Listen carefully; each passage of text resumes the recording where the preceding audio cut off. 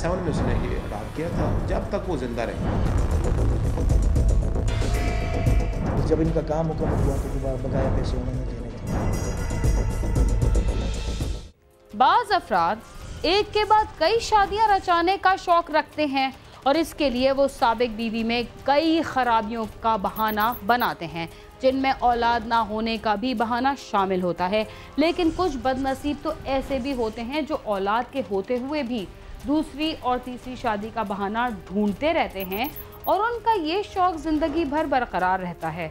लेकिन इसकी वजह से बाज़ दफ़ा उन्हें ज़िंदगी ऐसे मोड़ पर भी ले आती है जहां वो जराइम की दलदल में फंसकर अपना सब कुछ खो बैठते हैं। कत्ल की वारदात बजाते खुद मामूली वारदात नहीं होती और उससे जुड़ी हर कहानी अपनी नौइयत की अलहदा कहानी होती है। बाज़ दफ़ा कत्ल की वारदात में ऐसे हक़ाइक़ भी सामने आते हैं जिनका तसव्वुर भी नहीं किया जा सकता। थाना रमना के इलाके में भी कत्ल की ऐसी ही एक अनोखी वारदात पेश आई, जिसमें पुलिस के एक साबिक मुलाजिम ने अपने लेपालक बेटे को बीवी के साथ मिलकर कत्ल करवा दिया और खुद ही उस मुकदमे का मुद्दई भी बन गया।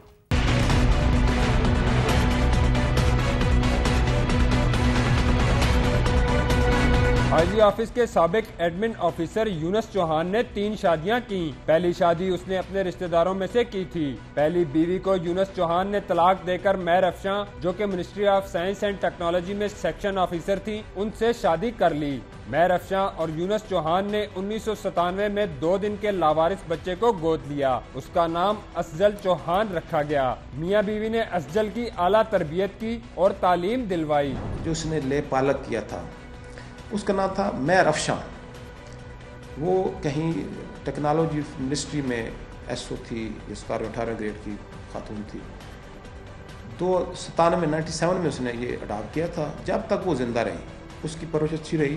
महर अफशां का 2009 में कैंसर की वजह से इंतकाल हो गया, जिसके बाद अफजल की जिंदगी में यकसर तब्दीली आ गई और शौकीन लड़का इस्लामी तालीमात की तरफ रागिब हो गया।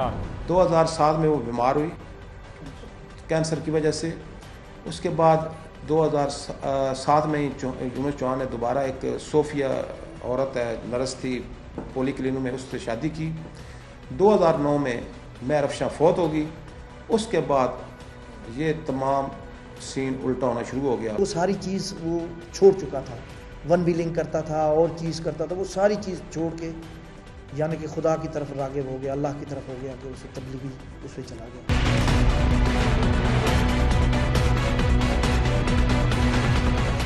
मां की मौत के बाद खूबरू अफजल चौहान की अपने बाप से मोहब्बत और भी बढ़ गई थी, मगर यकायक ऐसा क्या हुआ कि वही बाप उसका दुश्मन बन गया। यूनुस चौहान ने आईजी ऑफिस में आने वाली एक साइला सोफिया, जो कि पॉली क्लिनिक में नर्स थी, उससे शादी कर ली और उसे उसके भाई और बहन समेत अपने ढोक कश्मीरियां G12 वाले घर में ले आया। 2007 में ही यूनुस चौहान ने दोबारा एक सोफिया औरत है, नर्स थी पोली क्लिनिक में, उससे शादी की। उसका मेन इशू जो मर्डर करने का जो है वो है यूनुस चौहान की बीवी साला, उनको मकान से आउट करना और मकान अफजल अपने नाम करवाना चाहता था, लेकिन वो बात यूनुस चौहान को और उसकी बीवी को अच्छी नहीं लगती थी। वो ये चाहते थे कि वो ये कहते थे कि जब ये आपकी मौजूदगी में इसका ये रवैया है, तो जब आप मर गए तो हमें तो इस मकान में एक दिन नहीं रखना। अफजल अपने बाप के साले और साली को घर में रखने को जायज नहीं समझता था, इसलिए अब उसका अक्सर बाप और उसकी बीवी से झगड़ा रहने लगा था। चौहान साहब ने जो शादी की चौहान ने, उसमें जो है ना वो आखिर इसको पंप करते रहे, इसमें नाचाकी पैदा हो गई। फिर ये वहाँ पर उसने अलग कमरा इसको बना के दिया, वहाँ रहता था और ये घर से खाना भी नहीं खाता था, खाना मस्जिद में जाके खाता था। सारी चीज़ जो खेलने कूदने वाला बंदा, वो बच्चा जब मस्जिद से आता था हर बंदे को सलाम करता था, अस्सलाम वालेकुम जी, नमाज़ पढ़ें, रोज़ा रखें, मस्जिद की तरफ आएँ, अल्लाह की तरफ से आखिरी हमारा यही है। ये चीज़ है सिर्फ पैसे और जायदाद की खातिर।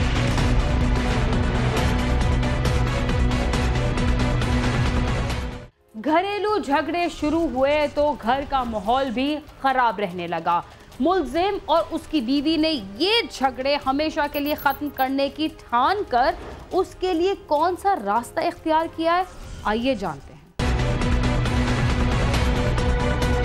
एक रोज मकतूल असजद अपने साथी के हमरा मस्जिद से किसी काम के लिए घर आया। मोटरसाइकिल स्टार्ट छोड़कर अंदर गया, जहां मौत उसका इंतजार कर रही थी। घर के अंदर पहले से 3 उजरती कातिल मौजूद थे, जिन्हें उसके बाप ने 6 लाख रुपए में बुक किया था। कुछ तकरीबन 8-10 का टाइम होगा। मोटरसाइकिल उसने अपने गेट के सामने खड़ा किया स्टार्ट हालत में। जो साथी था तबलीगी, उसको कहा कि आप बस मैं आ रहा हूँ। उससे भी हमने बयान लिया, वो जो तबलीगी था उसने कहा यहाँ खड़ा किया, उसने कहा कि मैं बस आ रहा हूँ। अंदर गया, उसके बाद 10-15 मिनट 20 मिनट आधा घंटा उसने इंतज़ार की। जो तबलीगी था, क्योंकि वो मेहमान था, दादू से आया हुआ था, उसे यहाँ का पता नहीं था, एक दिन पहले आए थे। उसने दरवाज़ा लॉक किया, अंदर से आवाज़ नहीं, वो चला गया मस्जिद। ये डील इनकी तय हुई थी 6 लाख में, जिसमें से 2 लाख वो बाप अदा कर चुका था। अदा करने के बाद फिर वो सारी चीज़ मुकम्मल, जब इनका काम मुकम्मल हुआ तो दोबारा बकाया पैसे उन्होंने देने थे। बाप के भेजे हुए कातलों ने अफजल को काबू करके गला दबाकर कत्ल कर दिया और बाद में वाक़े को खुदकुशी का रंग देने के लिए उसके मुंह में जहर डाल दिया। मुलजिम बाप ने वाक़े की इतला चंद इलाका मकीनों को साथ मिलाकर पुलिस को दी। उसी की मुद्दत में थाना रमना में मुकदमा दर्ज कर लिया गया। जब असजल अंदर गया अपने कमरे में कुछ चीज़ उठाने या कोई भी चीज़, तो ये 3 लड़के जो थे अंदर, ये उसी के कमरे में, जब वो अंदर गया तो ये उसी दरवाजे की बैक साइड पे हो गया। वो अपने कमरे में दाखिल हुआ तो साथ ही इन्होंने तीनों ने उसको काबू कर लिया। वहाँ उसने मुजामत की, लेकिन वो एक था, ये 3 थे। उस पर इन्होंने हाथ बांधे, फिर उसके मुंह पे कपड़ा दिया, फिर उसका गला बांधा, फिर उसके ऊपर सराहना रख के एक ऊपर बैठ गया। जब उसका सांस बंद हो गया, उसकी मौत वाक़ हो गई, उसके बाद उन्होंने उसको सीधा कर दिया और उसके मुंह में जहर डाल दिया।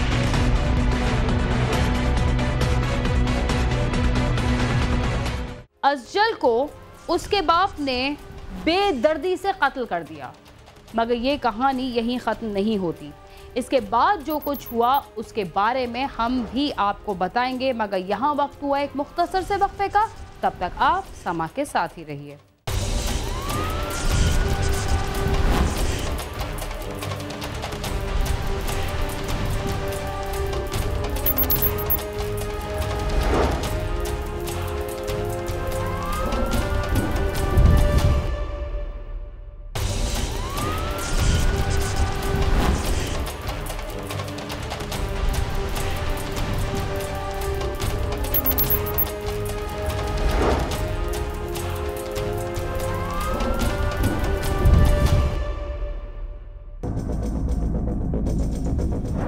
में उसने ये अडाप्ट किया था, जब तक वो जिंदा रहे।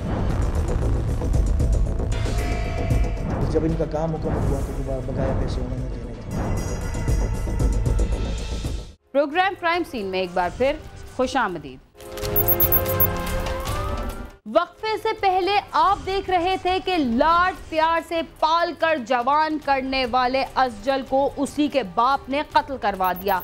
क्या घरेलू झगड़े के अलावा भी कोई ऐसा मामला था जो उसकी मौत का सबब बना, और पुलिस इस मामले तक कैसे पहुंची, ये भी देखते हैं।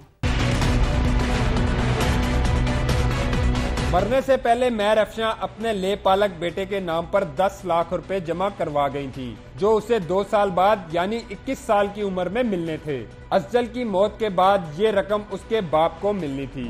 मरने से पहले उसकी बोर्ड पेंशन हुई तो उसको जो पैसे मिले, कुछ 3 लाख रुपया यूनुस को मिला, 10 लाख रुपए उसने असजल चौहान के नाम फिक्स कराए नेशनल बैंक में बकौल यूनुस चौहान के, और 40,000 जो पेंशन उसकी मिलती मेहर अफशां की वो यूनुस चौहान लेता है। ये भी मुतनाज़ है कि आप उस माँ की जो पेंशन मिलती है उसमें मुझे क्यों 7,000 देते हो, ज़्यादा दिया करो। उस खातून ने, जो इसकी वालदा जिसने इसको पाला है, उसने इसके नाम 10 लाख रुपए रखे थे कि ये शादी वादी करेगा, हर चीज़ जो भी है इसके अखराजात और उसमें जायदाद का हिस्सा था। पुलिस ने मुकदमे के बाद मुद्दई के राब्तों का खोज लगाना शुरू कर दिया, क्योंकि क्राइम सीन से पुलिस को कुछ ऐसे शवाहिद मिले थे जिनसे मालूम होता था कि कोई घर का फर्द इसमें मुलव्विस है। कॉल रिकॉर्ड से इरफान का नंबर मिला, जिसको यूनुस चौहान ने कत्ल की उजरत दी थी, जिसके बाद पुलिस के सामने सारी कहानी खुलकर सामने आ गई और पहले उजरती कातिलों इरफान, कामरान, मोहम्मद इशफाक और आसिफ रफीक को गिरफ्तार किया गया।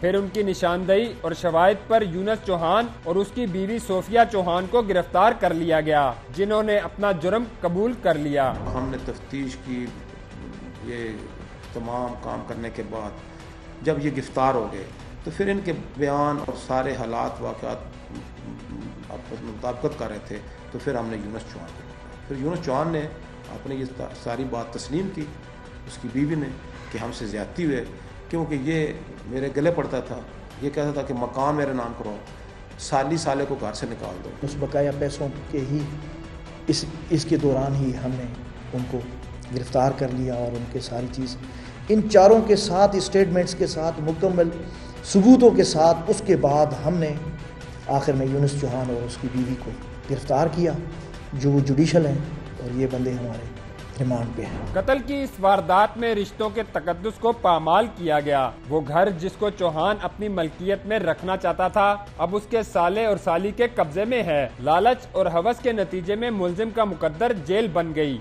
जो दूसरों के लिए नसीहत है। कैमरामैन रॉबिसन नजीर और नदीम शेख के साथ नईम जंजुआ, समा, इस्लामाबाद।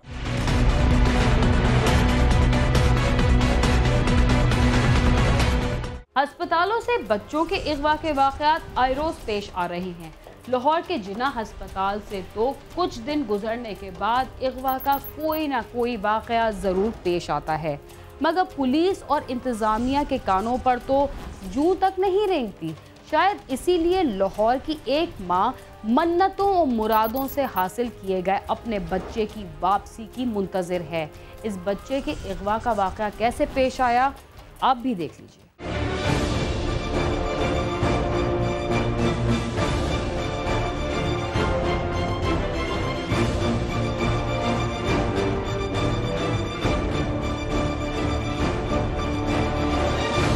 बसीरपुर उकाड़ा का रहायशी मुश्ताक अहमद चंद रोज कबल अपनी बीवी शहनाज को डिलीवरी केस के लिए जिन्ना अस्पताल लाहौर लाया, जहां उसकी अहलिया ने एक बच्चे को जन्म दिया। डॉक्टरों ने बच्चे को नर्सरी में शिफ्ट करने को कहा तो उसकी दादी उसे नर्सरी में छोड़कर वार्ड के बाहर खड़े मुश्ताक अहमद को बुलाने चली गई, और जब वो वापस आए तो बच्चा गायब था। पूछने पर सिक्योरिटी गार्ड ने बताया कि बच्चे को एक खातून यहाँ से ले गई है, जिस पर उर्सा ने शोर मचा दिया। मेरा बच्चा उगा हो गया जी, ਜਦੋਂ ਡਾਕਟਰਾਂ ਕੋਲ ਅਸੀਂ ਸਾਨੂੰ ਨੇ ਥੱਲੇ ਗੱਲ ਦਿੱਤਾ ਤੇ ਉਹਦੇ ਪਿਓ ਨੂੰ ਲੈ ਤੇ ਆਓ। ਜਦੋਂ ਮੇਰੀ ਚਾਚੀ ਥੱਲੇ ਆਈ ਹੈ ਉਦੋਂ ਉਹਨੇ ਆਖਿਆ ਵੀ ਚੱਲ ਤੀਸਰੀ ਮੰਜ਼ਲ ਤੇ ਆਇਆ। ਅਸੀਂ ਤੀਸਰੀ ਮੰਜ਼ਲ ਤੇ ਗਏ, ਉੱਥੇ ਨਾ ਉਹ ਕਮਰੇ ਵਿੱਚ ਜਿਹੜੇ 'ਚ ਬੱਚਾ ਛੱਡ ਤੇ ਆਈ ਹੈ ਮੇਰੀ ਚਾਚੀ, ਉਸ 'ਚ ਨਾ ਸਾਡਾ ਬੱਚਾ ਹੈ ਤੇ ਨਾ ਉੱਥੇ ਕੋਈ ਡਾਕਟਰ ਹੈ। ਅਸੀਂ ਜੀ ਉੱਥੋਂ ਖਾਲੀ ਪੀਛਾ ਵਾਪਸ ਹਟੇ, ਸਾਡੀ ਕਿਸੇ ਨਹੀਂ ਸੁਣੀ। ਅਸੀਂ ਉੱਥੋਂ ਲੱਭ ਤੇ ਤੰਗ ਆ ਗਏ, ਰੌਲਾ ਪਾਇਆ, ਕਿਸੇ ਸਾਡੀ नहीं सुनी। ਅਸੀਂ ਤੁਹਾਨੂੰ अर्ज की है, तुसी आए जे तो तुसा साडी सुनी। इत्तला मिलते ही पुलिस मौके पर पहुंच गई और सीसीटीवी फुटेज की मदद से नामालूम खतून की तलाश शुरू कर दी गई। उर्सा का कहना है कि पुलिस ने मुकदमा तो दर्ज कर लिया, मगर बच्चे की बाजियाबी के लिए पुलिस कुछ नहीं कर रही। सुबह आए कल इत्थे चाची ने क्या तुहानू बच्चा विखा के लियावां, उत्ते गए, उत्ते ना कोई बच्चा हैगा सी, ना कोई कमरे में कोई डॉक्टर बैठा सी। उन्होंने चाची ने कोई पूछा भी बच्चा किधर गया, उन्हें कहा मैंने डॉक्टर ने कहा जा कहते वालद साहब ने बुला के लिया, तो मैं थले आई हाँ। तो उत्ते गए तो गार्ड कह रहा 5 मिनट पहले बीबी बच्चा ला के इतों बाहर निकल गई। बच्चे की माँ नहीं कोल हैगी सी, शीशा वार्ड में उत्ते बच्चा हैगा सी, उत्थों कोई लैके गया। कौन लैके गया कोई दिखाया? हाँ उन्होंने विखाया, एक औरत हैगी सी, एक बंदा हैगा सी, 2 हैगे सी। पहले औरत थले लैके लत्थी है, कैमरे में चेक करा रहा सी, तो फिर अगू एक बंदा नाल रहा, फिर वो तू अगे पता नहीं लगा भी जिले मियाँ बंदे दोवें, औरत बंदा दोवें आ गए ने, वो तो अगे पता नहीं लगा भी गेट केड़े विचों निकले।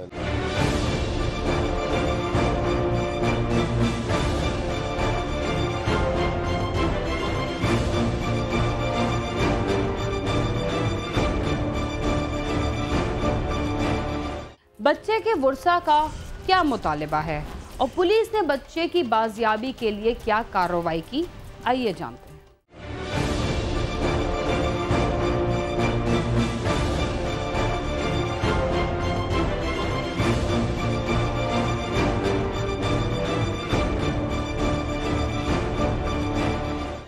शीशे वाली वार्ड च बच्चे तो बगैर या मां तो बगैर कोई अंदर ही नहीं जा सकता। उतो बच्चा किवें लै जांदे ने, उतो बच्चा जा ही नहीं सकता।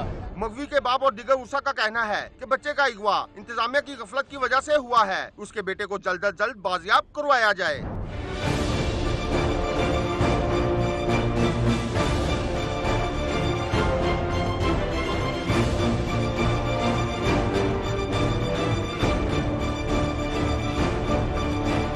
ਅਸੀਂ ਆਣੇ ਜੀ ਸਾਨੂੰ ਸਾਡਾ ਬੱਚਾ ਮਿਲਣਾ ਚਾਹੀਦਾ ਜੀ। ਹਾਂਜੀ ਸਾਨੂੰ ਬਸ ਸਾਡਾ ਬੱਚਾ ਮਿਲਣਾ ਚਾਹੀਦਾ ਜੀ। ਸਾਨੂੰ ਇਨਸਾਫ ਮਿਲਣਾ ਚਾਹੀਦਾ। ਸਾਡੇ ਨਾਲ ਜ਼ਿਆਦਤੀ ਹੋ ਗਈ ਹੈ, ਸਾਨੂੰ ਇਨਸਾफ मिलना चाहिए। जिनाह अस्पताल से कुछ अरसे में अगवा का ये तीसरा वाकया है, मगर इंतजामिया की तरफ से कोई मुवस्सर इंतजामात न होने की वजह से वाकयात की रोकथाम नहीं हो रही। मगवी के उर्सा का मुतालबा है कि मुलजमा का जल्द अज जल्द सुराग लगाकर उसे गिरफ्तार करके बच्चे को बाजियाब करवाया जाए, वरना वो एहतजाज पर मजबूर होंगे। कैमरामैन लियाकत बशीर के साथ आमिर शहजाद, समा, लाहौर।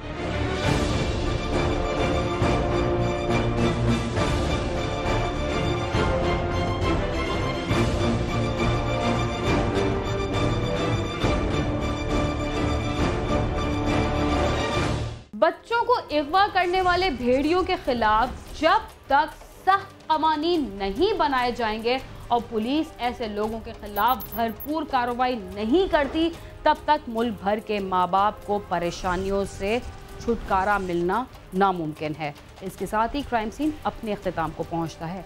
अगर आप हमसे रब्ता करना चाहते हैं तो हमारा पता है cs@sama.tv। इसके अलावा फेसबुक और ट्विटर पर भी हमसे रब्ता कर सकते हैं। बीना खान और क्राइम सीन की टीम को इजाज़त दीजिए और देखते रहिए समा।